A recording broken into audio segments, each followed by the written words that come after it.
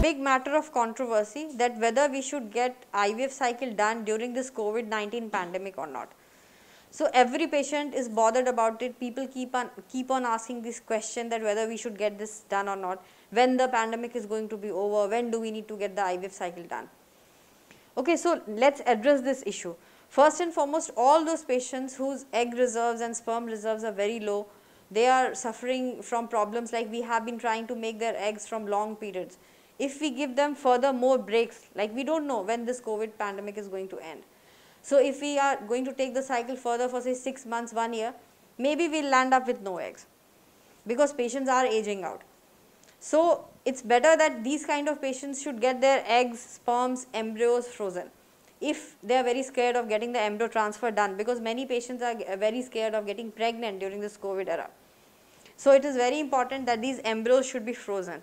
They might get it done after 1 month, 2 months, 3 months, whenever they feel comfortable or when the COVID pandemic is over. Because right now nobody can predict that when it is going to be over.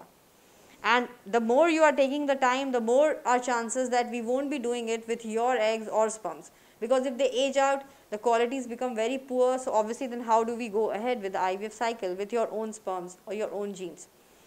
So these kind of patients, it's better we do the IVF procedure. Secondly, many patients who are following all the guidelines, all the social distancing, everything, they do want to get the procedures done. So in these kind of patients, we are also following all the guidelines that the government has told us to follow, so that the COVID is not transmitted from the patient to patient, or from us to the patient, or from the patient to us. So the COVID testing is also done in asymptomatic patients, so that at least we know that before the procedure the patient is negative.